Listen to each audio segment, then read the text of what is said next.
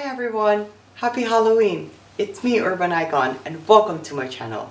In this video, I wanted to show you how I made my Chanel bag inspired Halloween costume. It's made of cardboard, quilted fabric, and a chain belt. This year, I wanted to try something different. I wanted to incorporate my passion and love for fashion. Halloween is the perfect time to get out of your comfort zone, play a little bit, and have fun. I hope you guys like this video and let me know what you think. Have a safe Halloween. Bye! The primary materials I'm using are recycled box, or you can use foam board, about 2 yards of quilted fabric from Joann's fabric store. Remember, the amount of materials is subjective to the size you need.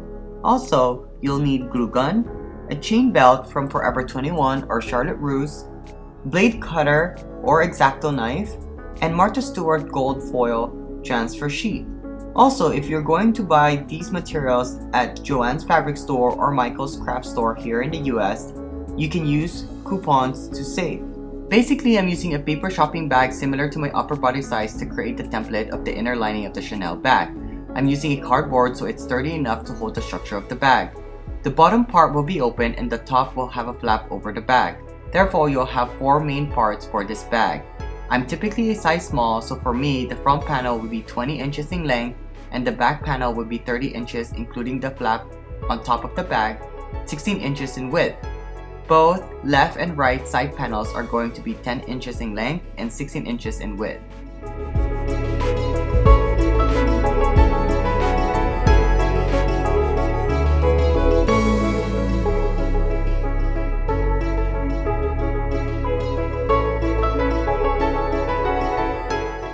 On the back panel that I just made, I'm going to roll 10 inches of it to make it as the flap of the bag.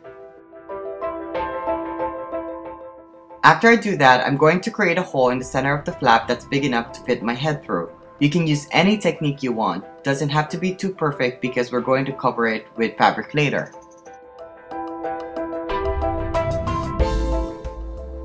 This next part, I'm just going to fast forward how I made the side panels. Remember, for size small, it's 10 inches in length and 16 inches in width. Now I'm going to slice halfway only, not all the way through the cardboard, about half an inch so it's easier to attach it to the front and back panels using glue gun later.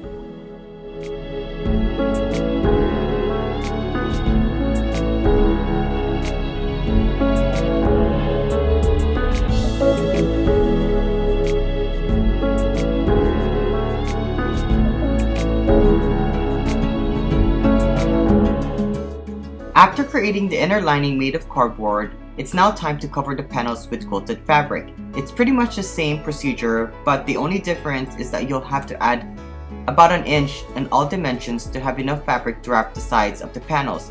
Also, for the back panel, you'll have to add another 10 inches of fabric to extend the flap. Watch closely in a little bit, it's where I'm going to put the famous Chanel logo.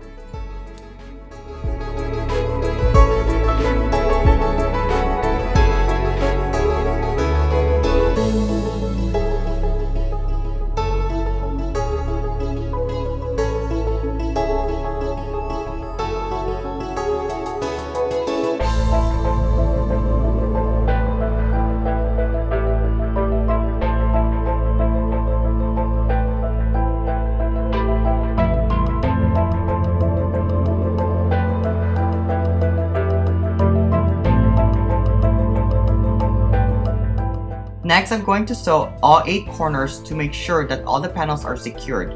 Be careful because it's hard to sew through cardboard material plus the thickness of the quilted fabric. Use the biggest needle you have.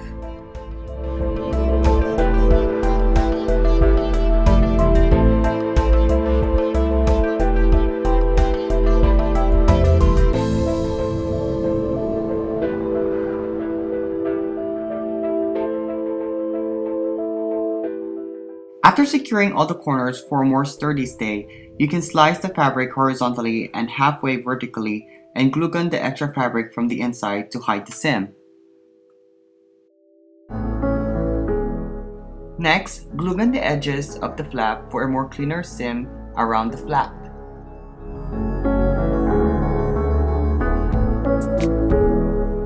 After testing the costume, I realized that I needed an opening on the side panels for my arms to feel balanced.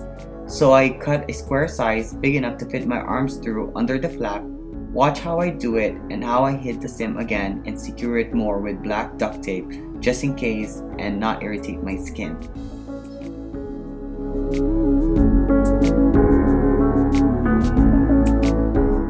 I also recommend securing the rest of the inner lining with black duct tape just in case.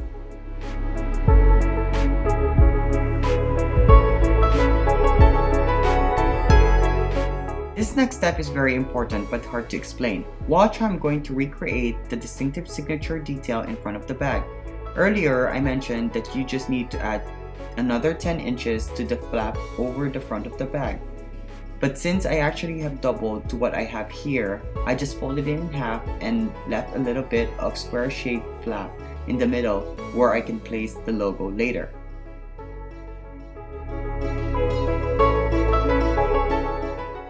Also, this part is really important, so the costume will feel more secured.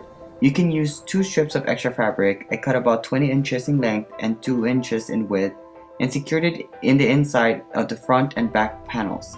In this way, it will feel more secured because you will be carrying all the weight on your shoulders. Don't worry, I think this whole contraption is only less than 2 pounds.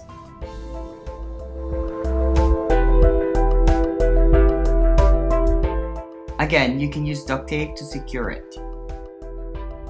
So this is how it's supposed to look.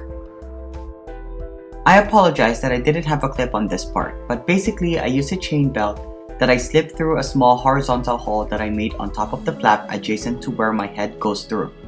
Then I tied a knot on both ends from the inside to secure the belt from falling off. The logo part, I just printed one from Google and traced a template on cardstock and gold foil transfer from Martha Stewart and bonded it together for a more sturdy look. If you want to spend more, there are gold-plated metal sheets at Michael's craft store, but it was a bit too pricey. I just didn't think it was worth it. After making this, you just need to glue it on the smaller flap in front of the bag. And that's it, we're done! Are you ready for this bonus headpiece? So I got a regular beanie. I just glued some studs in front of it and put a thin see-through netting fabric for a more dramatic feel. I just added another layer of fabric over the netting underneath the beanie so the glue will not irritate my forehead. That's it, you got a Brian Boy, Anna Del Russo stylish feel. Accessory.